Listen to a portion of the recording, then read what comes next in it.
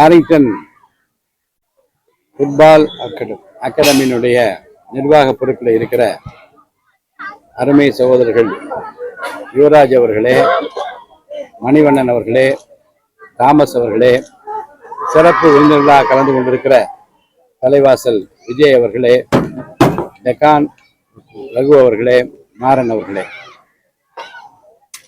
இந்த விளையாட்டு மைதானத்தில் பல்வேறு விளையாட்டு போட்டிகள் நடத்துவதற்கும், குறிப்பாக கால்பந்தாட்ட போட்டியை சிறப்பாக நடத்துவதற்கும் காரணமாக இருந்திருக்கிற நம்முடைய அன்புக்குரிய ஹாரிங்டன் ஃபுட்பால் அகாடமியை சேர்ந்த நிர்வாகிகளுக்கு என்னுடைய பாராட்டுக்களை நான் முதலில் தெரிவித்துக் கொள்கிறேன். நேற்று மாலை கூட மாண்புமிகு பொதுப்பணித்துறை மற்றும் நெடுஞ்சாலைத்துறை விளையாட்டுத்துறை அமைச்சர் ஆதவ் அர்ஜுனா அவர்களுக்கு பாராட்டு விழா சென்னையில் நடைபெற்றது. அதே போன்று திரு மரிய வில்சன் மாண்புமிகு உறுப்பினர் அவர்களுக்கும் பாராட்டு விழா நடைபெற்றது.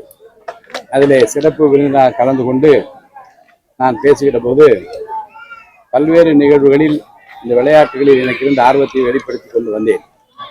அதிலே ஒன்றுதான் இந்த சின்ன சின்ன குழந்தைகள்லாம் நான் இப்போ கை கொடுத்த போது என்ன வகுப்பு என்று கேட்டபோது 6ஆம் வகுப்பு படிக்கிற போது முதல் நான் ஆடத் தொடங்கிய விளையாட்டு இந்த ஃபுட்பால் தான்.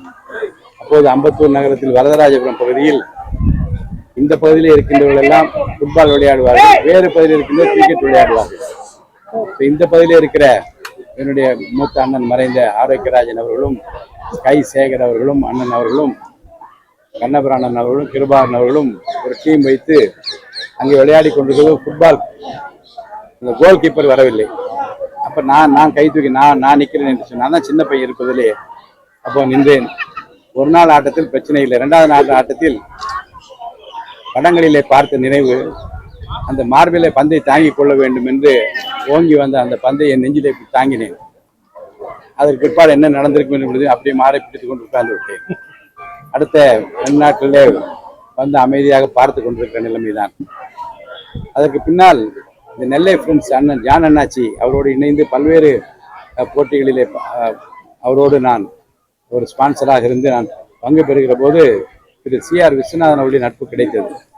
இப்போது ரொம்ப அருமையாக ஃபுட்பால் சங்கத்தை வளர்த்தவர் கோவிந்தராஜ் சார் அவர்கள். ஆனால் ஒரு ரொம்ப நாள் இருந்து விட்டாலே இந்த ஸ்போர்ட்ஸ் ஆர்கனைசேஷனில் ஒரு மாறுபாடு தேவைப்படும், வேறு யாராவது வந்து நல்லா இருக்குமா என்று. இப்போ CR விஸ்வநாதன் அவர்கள் வர வேண்டும் என்று விரும்பி சென்னை தாசபிரகாஷ் ஹோட்டலிலே ஒரு ஃபுட்பால் அசோசியேஷன் கூட்டம் நடந்தது. அதிலேயும் என்னை அழைத்து திரு CR விஸ்வநாதன் அவர்களுக்கு ஆதரவாக நான் களத்தில் இறங்கினேன். பின்னாளில் அவர் செக்ரட்டரியான மிகப்பெரிய போட்டிகள் நடத்தினார்கள். நான் வந்தபோதே அருமை சார் ரகு அவரிடம் நான் நினைவுபடுத்த கேட்டேன். புரட்சித் தலைவர் MGR நம்முடைய நேரு ஸ்டேடியத்துக்கு வந்து நிகழ்ச்சியை துவக்கி வைத்தார். எந்த நிகழ்ச்சி எனக்கு சந்தோஷ் டிராஃபி என்று அவர்கள் சொன்னார்கள். அப்படி பல நினைவுகள் இந்த ஃபுட்பாலை பற்றி வருகிற போது தமிழ்நாடு கிரிக்கெட் சங்கத்தினுடைய ஃபைனான்ஸ் கமிட்டி சேர்மனாக நான் 3 ஆண்டு இருந்தேன். மதிப்புக்குரிய திரு N சீனிவாசன் சார் அவர்கள் அந்த பொறுப்பை எனக்கு வழங்கினார்கள். அப்போது நான் கூட்டங்களில் என்ன சொல்வேன் என்றால், இந்த கிரிக்கெட்டுக்காக வருகிற பணமும் செலவழிக்கிற பணத்தில் ஒரு 10% எடுத்து ஃபுட்பாலுக்கு மற்ற கேம்ஸுக்கெல்லாம் கொடுத்தால் தமிழ்நாடு முழுவதும் எவ்வளவு அருமையான பிளேயர்ஸ் எல்லாம் உருவாவார்கள் என்று நான் அவருக்கு சொன்னேன். அதுதான் என்னுடைய விருப்பமாகவும் அவர் முன் வைக்கிற வேண்டுகோளாகவும் அன்றைக்கு இருந்தது. இப்போது விளையாட்டுத் துறைக்கென்று விளையாட்டிலே சிறந்து விளங்குகிற ஒரு நல்ல வீரரை இன்றைக்கு அமைச்சராக இருக்கிறார் அண்ணன் ஆதவ் அர்ஜுனா அவர்கள். அவர் basketball player, national player, இன்றைக்கு பாஸ்கெட் பால் ஃபெடரேஷனுடைய பிரசிடென்டாக இருக்கிறார். விளையாட்டை பற்றி நன்றாக தெரிந்து வைத்திருக்கிறார். அதே போல திரு மரிய வில்சன், மாண்புமிகு மரிய வில்சன் நிதித்துறை அமைச்சர். ஆக எல்லா அமைச்சர்களும் ஒன்று சேர்ந்து, குறிப்பாக பள்ளிக்கல்வித்துறை அமைச்சர் ராஜ்மோகன் சார் இவரெல்லாம் ஒன்று சேர்ந்து இந்த விளையாட்டை தமிழ்நாடு முழுவதும் எப்படி ஊக்குவிப்பது என்று விவாதித்துக் கொண்டு பல திட்டங்களை எல்லாம் தயார்படுத்திக் கொண்டிருக்கிறார். ஃபுட்பால் நிச்சயமாக உண்டு. ஃபுட்பாலுக்கு என்று தனி இடத்தை இந்த அரசாங்கம் தரப்போகிறது. அப்படி பேசிக் கொண்டிருக்கிற போது நம்முடைய மாண்புமிகு முதலமைச்சர் அவரை சந்திப்பதற்காக செஸ் விளையாட்டு வீரர் பிரஞ்ஞானந்தா வந்தார். அவரோடு சந்திக்கிற போது நேற்று அண்ணன் ஆதவ் அர்ஜுனா சொன்னா தயாராக முதலமைச்சர் அவர்களை வீட்டில இருந்து ஒரு செஸ் போர்டை கொண்டு வந்து வைத்துவிட்டு விளையாடலாமா என்று அவரை பார்த்து கேட்டு 2 பேரும் விளையாட நிகழ்வு சொன்னார்கள். ஆக விளையாட்டிலே ஆர்வம் இருக்கிற எல்லா விளையாட்டுகளும் ஊக்குவிக்கப்பட வேண்டும் என்கிற ஒரு முதலமைச்சர் அவரை சூழ்ந்திருக்கிற அமைச்சர் பெருமக்கள் விளையாட்டுத்துறையில் அக்கறை செலுத்துகிற ஒரு அமைச்சர்கள் என்று இருக்கிற போது இந்த விளையாட்டுத்துறை கம்பீரமாக நிச்சயமாக தமிழ்நாட்டை ஒளிரும். அதுதான் நான் சொன்னேன், தி மெக்கா ஆஃப் ஸ்போர்ட்ஸ் தமிழ்நாடு மாநிலம்தான் என்று இந்தியாவிலே பெயர் வாங்கக்கூடிய நிலைமை நிச்சயமாக இந்த சர்க்காரால் உருவாகும். மாண்புமிகு தளபதி முதலமைச்சர் அவர்கள் அதை நிச்சயமாக செய்து காட்டுவார் நம்பிக்கை நான் வெளியிட்டேன். அதுதான் இப்போது சொல்கிறேன். எனக்கு இது சின்ன குழந்தைகளெல்லாம் நீங்க தயார்படுத்தி ரொம்ப மகிழ்ச்சியாக இருக்குது. என்றால் நான் ரகு சார்கிட்ட பேசுகிற போது சொன்னேன், இந்த நேரு ஸ்டேடியம் ரொம்ப சாதாரணமாக இருந்த போது பார்த்தீங்கன்னா ரொம்ப சாதாரண ஏழை எளிய மக்கள் வருவார்கள். அதாவது ஃபுட்பால் பார்ப்பதற்கு சென்னை சென்ட்ரல் ஸ்டேஷன்ல இருந்து எக்மோஸ் மொத்த போர்ட்டர்ஸ் வந்து கீழே உட்கார்ந்து கொண்டு பார்ப்பார்கள். கல்லூரியில் படிக்கிற மாணவர்கள் நாங்களெல்லாம் போய் உட்கார்ந்து பார்ப்போம். ஆனால் பின்னாடி ஸ்டேடியம் கட்டிய பிறகு பார்த்தா டென்னிஸாக இருந்தாலும் சரி, ஃபுட்பாலாக இருந்தாலும் சரி, அந்த கூட்டமே எங்கே போயிட்டு இருந்தேன்னு தெரியவில்லை. பெரிய இன்ஃப்ராஸ்ட்ரக்சர் கட்டிவிட்டோம். ஆனால் வருகிற பார்வையாளர்கள் ஏன் குறைவு? ஒருவேளை டெலிவிஷன்லாம் வந்த பிறகு அதிலே பார்த்து கொள்ளலாம் என்ற ஆர்வமா, அல்லது நேரிலே பார்ப்பதற்கு என்ன தடை இருக்கிறது என்று எனக்கு தெரியவில்லை. இன்னும் அதிகமாக நம்முடைய பிள்ளைகளுக்கு நிறைய சலுகைகள்லாம் வழங்கப்பட வேண்டும். நீங்க வந்து நம்முடைய அகாடமி ஹாரிங்டன் ஃபுட்பால் அகாடமி சார்பாக நீங்கள் வந்து இந்த பகுதியிலே செய்து வருகிற நல்ல பணிகளை நான் அறிவேன். ரொம்ப கஷ்டம், நிறைய பொருளாதார நெருக்கடியெல்லாம் உங்களுக்கு இருக்கும். அதையெல்லாம் தாண்டி தொடர்ந்து செய்து இப்போது உலகக்கோப்பை துவங்குவதற்கு முன்பாக 6 மணிக்கு முன்பாகவே துவங்க வேண்டும். முன்னாள் சட்டமன்ற உறுப்பினர் நிறைய செய்திருக்கிறார் என்று சொன்னார்கள். இப்போது இருக்கிற சட்டமன்ற உறுப்பினரும் செய்வதற்கு ஆர்வமாக இருக்கிறார்.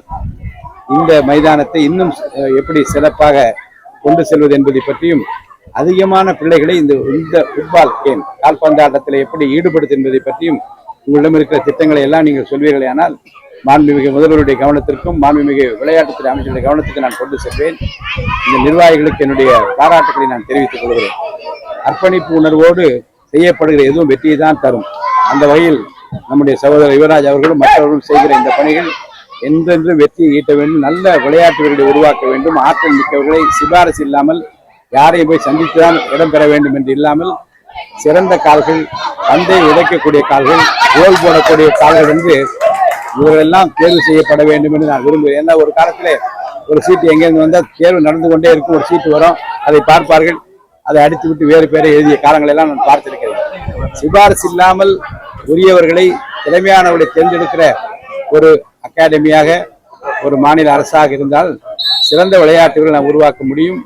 உலக அரங்கிலே நாம் தலைநிமிர்ந்து இருக்க முடியும். அந்த பணியை துவக்க அளவில் செய்து கொண்டிருக்கிற நம்முடைய நண்பர்களை நான் மனதார பாராட்டி நன்றி கூறி விடைபெற்றுக் கொள்கிறேன். நன்றி, வணக்கம்.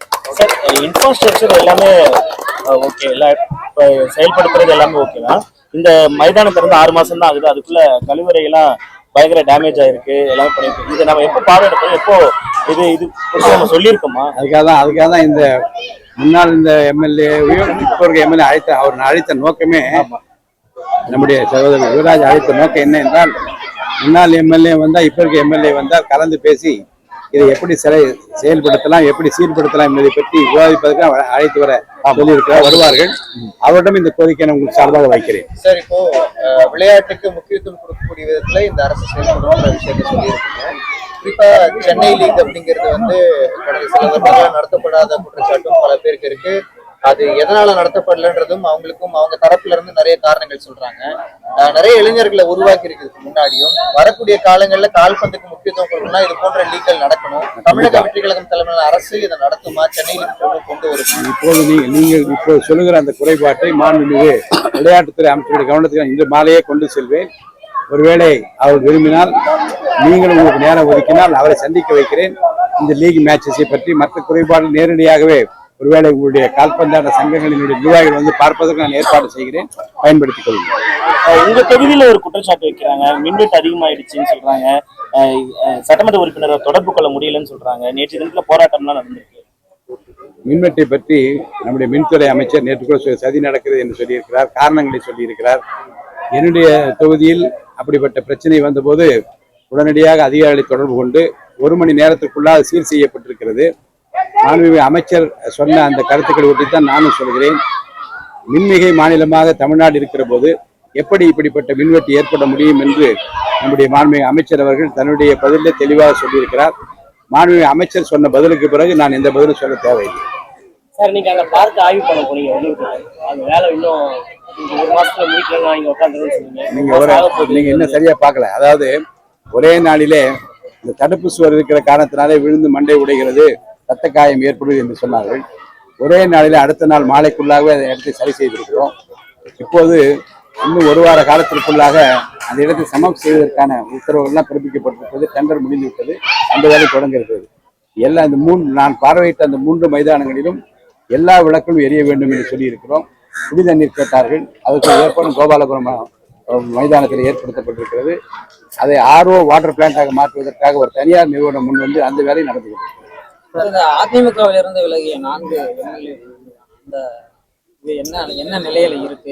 நேற்று அதை பற்றி முடிவு நான் அறிவித்து விட்டேனே. மற்றவங்களுக்கு சொல்லிட்டீங்க, ஆனா இவர்களுக்கு நான் சொல்லிட்டேனே. நடவடிக்கை தொடங்கி இருக்குது என்று சொல்லியிருக்கு. நடவடிக்கை தொடங்கி இருக்கு. அவர்களுக்கெல்லாம் அவர்களுக்கு உரிய முறையில் நோட்டீஸ் அனுப்பப்பட்டிருக்கு. அவர்கள் வந்து ஐயா தாவேக அரசுக்கு ஆதரவாக தான் அவங்க ராஜினாமா செய்து தாவேக்கால இணைந்தாங்க. அவர்கள் மீது நடவடிக்கை அப்படின்றது வந்து அவங்களை கைவிடுற மாதிரி இல்லையா? அரசியல் வெளியிலே நடக்கிற அரசியல் பற்றி நான் பதில் சொல்ல விரும்பவில்லை. சட்டமன்ற பேரவைக்குள் நான் எடுக்கிற முடிவு என்பது அவர்கள் எனக்கு கொடுத்திருக்கிற கடிதங்களின் அடிப்படையில் எடுத்திருக்கிற முடிவு. அதற்கு வெளியிலே எடுக்கப்படுகிற அரசியல் முடிவுகளுக்கு எனக்கு சம்பந்தம் இல்லை. தமிழகத்துல லாரி வாடகை லாரி வாடகைலாம் கட்டுமான பொருட்களுடைய விலை உயர்வு அதிகமாக இல்ல அரசு அதை கட்டுப்படுத்துவதற்கு ஏதாவது வாய்ப்புகள் இருக்கா? 25%. அதை மாண்புமிகு அமைச்சர் கூட்டம் வச்சிருந்தார் சொல்றேன். மாண்புமிகு அமைச்சர் பெருமக்கள் அதை பற்றி கவனித்துக் கொண்டிருக்கிறார்கள். உரிய நடவடிக்கை எடுப்பார்கள். குறிப்பா கட்டுமான துறைக்குன்னு தனி அமைச்சகம் வேணுன்ற ஒரு கோரிக்கை அவங்க பக்கத்துல இருக்கு. அதே போல இந்த வியாழக்கிழமை இன்னைக்கு கூட்டம் இருக்குன்றது கூட சொல்லியிருக்காங்க. ரெக்வஸ்ட் நிறைய வச்சிருக்காங்க. குவாரிகளை வந்து அரசே எடுத்து நடத்தணுன்ற ஒரு கோரிக்கையும் வந்து வச்சிருக்காங்க. இது போன்ற கோரிக்கைகள் எல்லாம் நிறைவேற்றப்படுமா? விரல் நுனியில் விவரங்களை வைத்துக் கொண்டுதான் நம்முடைய முதலமைச்சர் பிரச்சனைகளை அணுகி கொண்டிருக்கிறார். வந்து ஒரு மாதம் தான் ஆகிறது. அதற்குள்ளாகவே பல சிறிய திட்டங்களை முனைப்பாக செயல்படுத்தி கொண்டிருக்கிற அரசாகவும் இந்த அரசு இருக்கிறது. மாண்புமிகு முதலமைச்சர் அமைச்சர் அவர்கள் எதையும் உன்னிப்பாக பார்த்துக் கொண்டிருக்கிறார். கோரிக்கைகளை பரிசீலித்துக் கொண்டிருக்கிறார். லஞ்ச லாவண்யமற்ற ஒரு டிரான்ஸ்பரண்ட் கவர்மெண்ட், வெளிரங்கமான ஒரு அரசாங்கம் இருக்க வேண்டும் என்று விரும்புகிறார். அதை நோக்கி பீடுநடை போட்டு பெருமிதத்தோடு இந்த சர்க்கார் நடந்து கொண்டிருப்பதாக நான் கருதுகிறேன்.